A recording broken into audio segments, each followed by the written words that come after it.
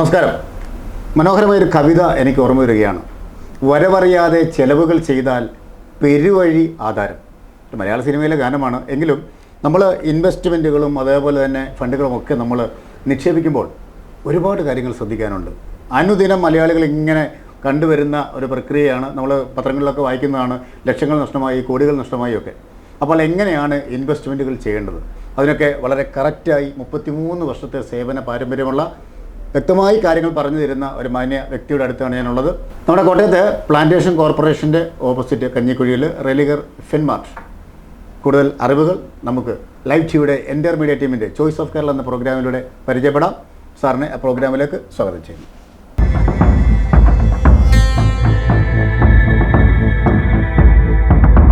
അപ്പോൾ റെലിഗർ ഫിൻമാർട്ടിൻ്റെ കേരളത്തിൻ്റെ കോർഡിനേറ്റർ ബഹുമാന്യനായ മനോജ് ഡി ശങ്കർ.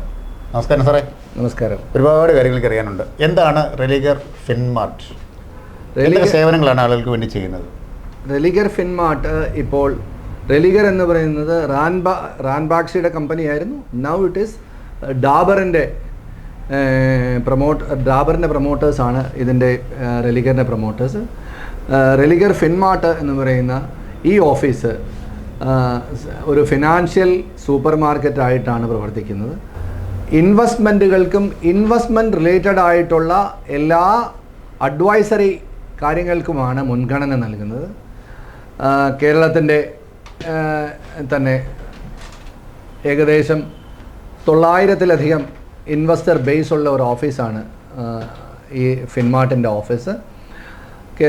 ഞങ്ങൾ പ്രധാനമായും ഫോക്കസ് ചെയ്തിരിക്കുന്ന മ്യൂച്വൽ ഫണ്ടും ഇതര ഇൻവെസ്റ്റ്മെൻറ്റുകളുമാണ്.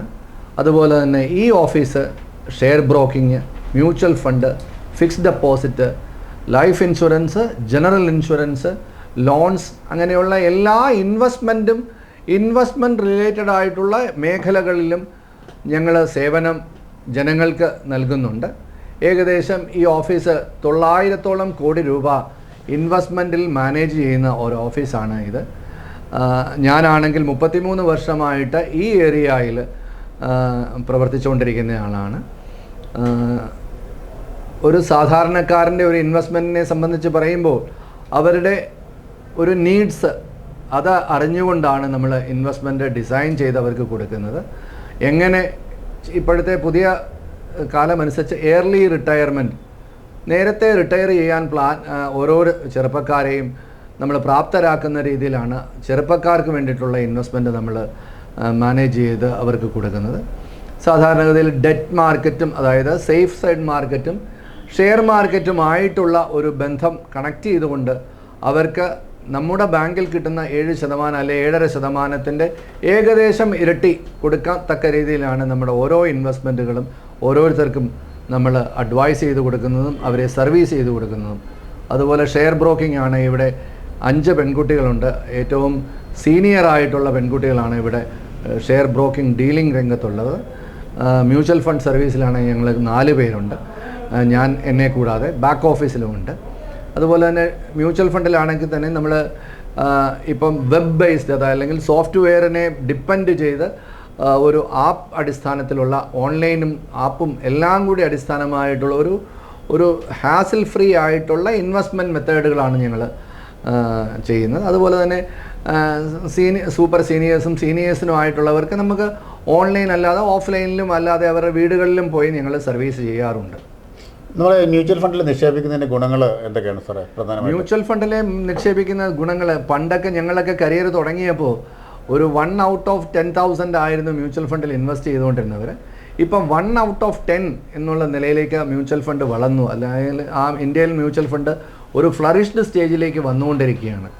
കാരണം ഒന്നാണ്, നമ്മുടെ ബാങ്കിൻ്റെ പലിശകൾ വളരെ കുറയുന്നു. അല്ലെങ്കിൽ നമ്മൾ ബാങ്ക് അല്ലാതെ ബാങ്കിങ് ഇതര സ്ഥാപനങ്ങൾക്കുള്ള ക്രെഡിബിലിറ്റി നഷ്ടപ്പെട്ടുകൊണ്ടിരിക്കുന്നു. കാരണം പല ഫ്രോഡ് കഥകളും നമ്മൾ നാട്ടിൽ കേൾക്കുന്നുണ്ട്. ഓക്കെ, അപ്പോൾ അതുകൊണ്ട് തന്നെ നമ്മൾ ഒരു സേഫർ സൈഡിലുള്ള ഇൻവെസ്റ്റ്മെൻറ്റ് എന്നാൽ റിട്ടേൺ കിട്ടുന്ന രീതിയിലുള്ള ഇൻവെസ്റ്റ്മെൻറ്റിലേക്ക് മനുഷ്യൻ പോകുന്നത് കൊണ്ട് ആ ഒരു ഏരിയയിൽ ഒത്തിരിയധികം അട്രാക്ഷൻ വരുന്നുണ്ട്. ചിലപ്പം പണ്ടൊക്കെ ഞങ്ങൾ ഓരോ ഡോർ ടു ഡോർ പോയിട്ട് കറങ്ങി ആണ് ഓരോ ഇൻവെസ്റ്റ്മെൻറ്റ് ബോധവൽക്കരിക്കുന്നത്. ഇപ്പോൾ അതൊന്നും വേണ്ട. ഈ ഓഫീസാണെങ്കിൽ തന്നെ ഇത് കോട്ടയത്തെ ഈ ഓഫീസ് 2006 തുടങ്ങിയതാണ്. ഇവിടെ ഒരു ദിവസം 10ഓളം പേരെങ്കിലും അന്വേഷിച്ച് വരുന്നുണ്ട് മ്യൂച്വൽ ഫണ്ട് എടുക്കാനായിട്ട്.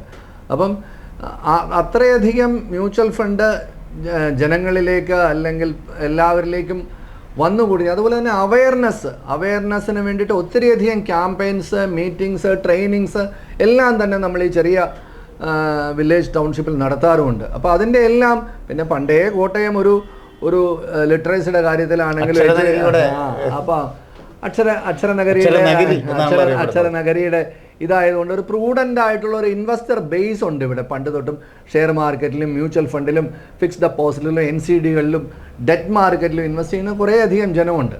അപ്പോൾ അതുകൊണ്ട് ഞാനിപ്പോൾ അതിൻ്റെ ഒരു ചെറിയ ഉദാഹരണം പറഞ്ഞാൽ 2014 ഞാൻ പറഞ്ഞത് 2014 തൊട്ടാണ് ഈ മ്യൂച്വൽ ഫണ്ടുകളുടെ അല്ലെങ്കിൽ ഷെയറിൻ്റെ ഒരു നല്ല കാലം, സുവർണ്ണകാലം എന്ന് പറഞ്ഞാൽ പണ്ടൊക്കെ സുവർണ്ണകാലം 93-ലും 99-ലും ഒക്കെ ഉണ്ടായിട്ടുണ്ടെങ്കിലും തുടർന്ന് നിന്ന, അതായത് കാലങ്ങളോളം നിന്ന ഒരു സുവർണ്ണകാലം ഈ കാലഘട്ടത്തിലാണ് കണ്ടിരിക്കുന്നത്. കാരണം ഒരു 10,000 താഴെയുള്ള സെൻസെക്സ് അല്ലെങ്കിൽ ബോംബെ ഓഹരി സൂചികയിൽ നിന്ന് 86,000-ലേക്ക് അധികം കഴിഞ്ഞ 11 വർഷം കൊണ്ട് വളരുക എന്ന് പറഞ്ഞാൽ അതിൻ്റെ നമുക്കറിയാം ഒരു ആനുവലൈസ്ഡ് റിട്ടേൺ തന്നെ അതായത് 800% ആണ്.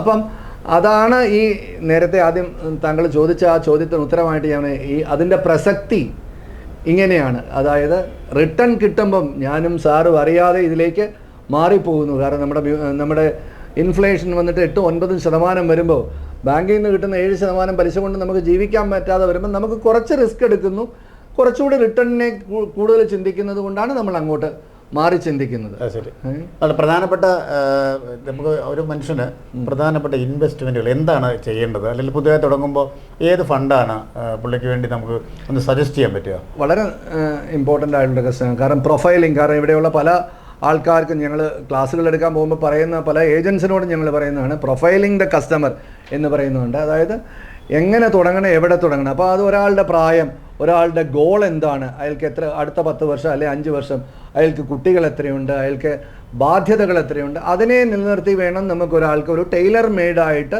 അയാൾക്കൊരു പോർട്ട്ഫോളിയോ അല്ലെങ്കിൽ ഒരു ഇൻവെസ്റ്റ്മെൻറ്റ് പാറ്റേൺ അയാൾക്ക് സജസ്റ്റ് ചെയ്ത് കൊടുക്കേണ്ടത്.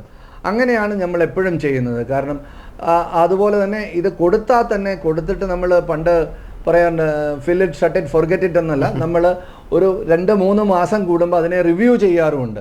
പിന്നെ ഇവർക്ക് കൊടുക്കുന്ന ഒരു ആപ്ലിക്കേഷൻ, ഇവർക്ക് കൊടുക്കുന്ന ഇവിടെ നിന്നുള്ള ബാക്ക് ഓഫീസ് സപ്പോർട്ടുകളെല്ലാം തന്നെ ഓരോ 3 മാസവും ഇവരുടെ ഇൻവെസ്റ്റ്മെൻറ്റ് എവിടെ നിൽക്കുന്നു, അല്ലെങ്കിൽ ഇവരുടെ മൊബൈൽ ആപ്പ് വഴി എല്ലാ ദിവസവും അവർക്ക് അറിയാൻ പറ്റും എവിടെയാണ് ഞാൻ നിൽക്കുന്നത്, എവിടെ എത്ര പെർസെൻറ്റേജിലാണ് നിൽക്കുന്നത്, അല്ലെങ്കിൽ എത്ര ലോസിലാണ് ഞാൻ നിൽക്കുന്നത് എന്നെല്ലാം തന്നെ അപ് ടു ഡേറ്റ് ആയിട്ട് ഒരു ക്രിസ്റ്റൽ ക്ലിയർ പോലെയാണ് നമ്മൾ ആ ഇൻവെസ്റ്റ്മെൻറ്റുകൾ മാനേജ് ചെയ്യുന്നത്.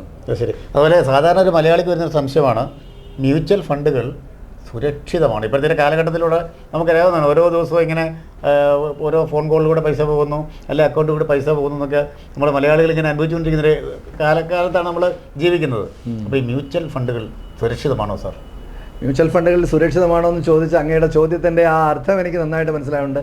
എല്ലാ മ്യൂച്വൽ ഫണ്ടിൻ്റെ പരസ്യം നോക്കിയാലും ബ്രോഷർ നോക്കിയാലും അതിനെല്ലാം തന്നെ ഒരു നക്ഷത്ര ചിഹ്നം അറിയാതെ പാത്ത് വെച്ചിട്ടുണ്ട്. അതെന്താണെന്ന് വെച്ചാൽ ഇത് investment is subject to market, ഞാൻ ഇംഗ്ലീഷിലാണ് പറഞ്ഞത്. Investment is subject to market risk, read the offer document carefully. കാരണം എന്താണെന്ന് വെച്ചാൽ ഇതൊരു ടുഗദർ വി വിൽ അച്ചീവ് എന്നുള്ള ഒരു പോളിസിയിലാണ് നിൽക്കുന്നത്. കാരണം നിങ്ങൾ അത്യാവശ്യം അറിഞ്ഞിരിക്കണം നിങ്ങൾ എവിടെയാണ് എന്താണ് ചെയ്യുന്നത്. കാരണം മ്യൂച്വൽ ഫണ്ട് 2 രീതിയിൽ, കാരണം മ്യൂച്വൽ ഫണ്ടിനെ പറ്റി പൊതുവേ പറയുമ്പം പലരും ചെയ്യുന്നത് ഷെയർ മാർക്കറ്റുമായിട്ടുള്ള മ്യൂച്വൽ ഫണ്ടാണ്. അതുകൊണ്ടാണ് ഈ സബ്ജക്റ്റ് ടു മാർക്കറ്റ് റിസ്ക് എന്ന് പറയുന്ന ആ ഒരു സ്റ്റാറിൻ്റെ ഇമ്പോർട്ടൻസ് വളരെ കൂടുതലായിട്ട് ഞാൻ പറയുന്നു. മ്യൂച്വൽ ഫണ്ടുകളെല്ലാം തന്നെ റിസ്ക് വളരെയധികം കുറവുള്ള ഒബ്ജക്റ്റാണ്, പ്രൊവൈഡഡ് നിങ്ങൾ അതിന് കൊടുക്കുന്ന സമയം. കാരണം ഇന്നിട്ടാൽ നാളെ റിട്ടേൺ കിട്ടുന്ന, അല്ലെങ്കിൽ ഒരു മൊസ്കിറ്റോ പ്രഗ്നൻസി ക്യാരി ചെയ്യുന്നവരായിരിക്കരുത് ഇൻവെസ്റ്റ്മെൻറ്റ്. ഒരു എലഫൻറ്റിൻ്റെ പ്രഗ്നൻസി ആയിരിക്കണം. 18 മാസമോ 20 മാസമോ കഴിഞ്ഞ് ഡെലിവറിയെക്കുറിച്ച് ചിന്തിക്കുന്ന ഒരാൾക്കായിരിക്കും മ്യൂച്വൽ ഫണ്ടിൻ്റെ ഏറ്റവും കൂടുതൽ പ്രയോജനം ഉണ്ടാകുന്നത്. അതുപോലെ തന്നെ നിങ്ങൾ മ്യൂച്വൽ ഫണ്ടിൻ്റെ ഇപ്പോൾ moneycontrol.com, വാല്യൂ റിസർച്ച്, അങ്ങനെ ഒത്തിരിയധികം വെബ്സൈറ്റുകളും അല്ലെങ്കിൽ ചാനൽസ് ലൈക്ക് CNBC ഉണ്ട്, NDTV പ്രോഫിറ്റ്, അങ്ങനെ CNN, കുറേയധികം ചാനൽസ് ഉണ്ട്. ഇതിലെല്ലാം തന്നെ നിങ്ങൾ നോക്കിയാൽ അറിയാം ലോങ് ടൈം റിട്ടേണിനകത്ത് ഇത് almost 3 times of the banks കൊടുത്തിട്ടുണ്ട്. പിന്നെ ചിലപ്പോഴൊക്കെ 60-50% കിട്ടിയവരുണ്ട്. അതൊരു ഒരു കാലത്തിൻ്റെ അതത് മാർക്കറ്റുകളുടെ സവിശേഷത കൊണ്ട് സംഭവിക്കുന്നതാണ്. അപ്പോൾ നമ്മുടെ ഈ ഓഫീസിൻ്റെ ലൊക്കേഷൻ, നമ്മുടെ പ്രവർത്തന സമയമൊക്കെ എങ്ങനെയാണ് സാർ? നമുക്ക് കോട്ടയത്ത് ഇപ്പോൾ 2 ഓഫീസാണ് റെലിഗറിനുള്ളത്. ഒന്ന് ICICI ബാങ്കിൻ്റെ കളക്ടറേറ്റിൻ്റെ അവിടെ ICICI ബാങ്കിൻ്റെ അടുത്തും, ഒരെണ്ണം ഇത് ഏകദേശം 18 വർഷം പഴയ ഓഫീസാണിത്. ഈ ഓഫീസ് പ്ലാന്റേഷൻ കോർപ്പറേഷൻ്റെ ഓപ്പോസിറ്റാണ്, ഗ്രൗണ്ട് ഫ്ലോറിലാണ്, സ്കൈലൈൻ്റെ ബിൽഡിങ്ങിലാണ് സ്ഥിതി ചെയ്യുന്നത്. ഇവിടെ എനിക്ക് തോന്നുന്നു ഈ ഓഫീസ് ചെറുതാണെങ്കിലും മൂല്യം വലുതാണ് താങ്കൾ എല്ലാം കേറ്റർ ചെയ്യാനുള്ള ആൾക്കാർ ഇവിടെ സജ്ജമാണ്. അതുപോലെ തന്നെ ഈ ഒരു ഏരിയയുടെ പ്രത്യേകത ഞാൻ പറയും, കോട്ടയത്തെ ഒരു ഫിനാൻഷ്യൽ സ്ട്രീറ്റ് എന്ന് പറഞ്ഞാൽ അത് കളക്ടറേറ്റ് തൊട്ട് കഞ്ഞിക്കുഴി ജംഗ്ഷൻ വരെ എന്ന് പറയും. കാരണം ഇവിടെ നിങ്ങൾ നോക്കിയാൽ അറിയാം, ഏകദേശം 20ഓളം മ്യൂച്വൽ ഫണ്ടിൻ്റെയും ഇൻഷുറൻസിൻ്റെയും ഓഫീസുകൾ, ഒരു 11ഓളം നോൺ ബാങ്കിങ് ഫിനാൻസ് കമ്പനികളുടെ ഓഫീസ്, 9ഓളം ബാങ്കുകളുടെ ഓഫീസ്, അങ്ങനെ ഒരു പിന്നെ ലോൺസിൻ്റെ, ഇൻഷുറൻസിൻ്റെ വേറെ, ഇതെല്ലാം കൂടി കൂട്ടുമ്പം ഈ ഒരു കിലോമീറ്റർ നീളത്തിൽ നിങ്ങൾക്ക് ഒരു 60-70ഓളം ഫിനാൻഷ്യൽ ഔട്ട്ലെറ്റ്സുകൾ കാണാൻ പറ്റും. അപ്പം നിങ്ങൾക്ക് ഇവിടെ വന്നു കഴിഞ്ഞാൽ ഇവിടെ ഇഷ്ടമില്ല, അപ്പുറം നിങ്ങൾക്ക് ചോയ്സ്, ഒരു ഇൻവെസ്റ്റർക്ക് എപ്പോഴും നല്ല ചോയ്സാണ് ഈ ഒരു ഫിനാൻഷ്യൽ സ്ട്രീറ്റ്. ശരി. അപ്പോൾ എന്നാലും ഒരുപാട് കാര്യങ്ങൾ ചോദിക്കുന്നതുകൊണ്ട് സമയക്കുറവ് മൂലം ഞാൻ നിർത്തുകയാണ്. സന്തോഷം. ഒരുപാട് ആളുകൾക്ക് സംശയങ്ങളുണ്ടാവും. അതിൻ്റെ താങ്കളുടെ നമ്പർ ഞങ്ങൾ ഈ പ്രോഗ്രാമിന് താഴെ കൊടുക്കുന്നുണ്ട്. എപ്പോഴാണെങ്കിൽ തന്നെ ഞാൻ ഇവിടുത്തെ അസോസിയേഷൻ്റെ കേരളത്തിൻ്റെ കോർഡിനേറ്ററും കൂടിയാണ്. ഞങ്ങൾ ഒത്തിരിയധികം അവയർനെസ് ക്ലാസ്സുകൾ നടക്കുന്നുണ്ട്. നിങ്ങൾ ഈ വ്യൂവേഴ്സിനോട് എനിക്ക് പറയാനുള്ളത്, നിങ്ങൾക്ക് എപ്പോഴെങ്കിലും സംശയം ചോദിച്ചു കഴിഞ്ഞാൽ സാറ് പറഞ്ഞ പോലെ എൻ്റെ നമ്പറുണ്ട്, എൻ്റെ ഓഫീസ് അഡ്രസ്സുണ്ട്, എൻ്റെ ഇമെയിൽ അഡ്രസ്സുണ്ട്, എല്ലാം ഞാൻ ഇതിൻ്റെ അകത്തുണ്ട്. അതുപോലെ നിങ്ങൾക്കൊരു ഗ്രൂപ്പ് ഓഫ് ആൾക്കാർ, അല്ലെങ്കിൽ നിങ്ങൾക്കൊരു ഗ്രൂപ്പ് ഓഫ് ആൾക്കാരെ അവയർനെസ് വിത്തൗട്ട് ചാർജ്, നിങ്ങൾ എനിക്ക് ഒരു 10 പൈസ പോലും തരണ്ട, ഞാൻ എൻ്റെ സേവനം നിങ്ങൾ പറയുന്നിടത്ത് ഞാൻ എത്തിക്കാൻ റെഡിയാണ്. കാരണം ഞാൻ ഇതിൻ്റെ ഈ 33 വർഷം കൊണ്ട് ഞാൻ പഠിച്ചത് എന്താണ്, അല്ലെ എനിക്ക് കിട്ടുന്ന നോളജ് എന്താണ്, അത് നിങ്ങൾക്ക് എത്ര കണ്ട് പ്രയോജനപ്പെടുത്താൻ പറ്റും എന്ന് ഞാൻ നിങ്ങൾക്ക് പറഞ്ഞു തരാൻ എപ്പോഴും സർവ്വസന്നദ്ധനാണ്. അപ്പോൾ എന്തായാലും വളരെ വിശദമായ വിവരങ്ങൾ നൽകിയ താങ്കൾക്ക് പ്രത്യേക നന്ദി രേഖപ്പെടുത്തുകയാണ്. അപ്പോൾ അനുകരണങ്ങളിൽ വഞ്ചിതരാകരുത് എന്ന് ചില പരസ്യങ്ങൾ കാണുന്നത് പോലെ നമ്മൾ അറിവില്ലായ്മയിൽ ചെന്ന് വീണ് ഇതുപോലുള്ള പ്രതിസന്ധിയിലും പ്രശ്നങ്ങളിലൊക്കെ പെടുന്നവരാണ് മലയാളികൾ. അപ്പോൾ നമ്മൾ ഈ മ്യൂച്വൽ ഫണ്ടും അതുപോലെ തന്നെ ഇൻവെസ്റ്റ്മെൻറ്റുകളൊക്കെ തുടങ്ങുന്നതിന് മുമ്പ് മനു സാറിനെ പോലെ അറിവുള്ള ആളുകളുടെ ഒരു അറിവ്, അദ്ദേഹത്തിൽ നിന്നുള്ള അറിവുകൾ നമ്മൾ നേടിയിട്ട് വേണം അത് മുന്നോട്ട് പോകാൻ. സാറിനൊപ്പം ഈ പ്രോഗ്രാം ഞാൻ വൈൻഡപ്പ് ചെയ്യുകയാണ്. നന്ദി.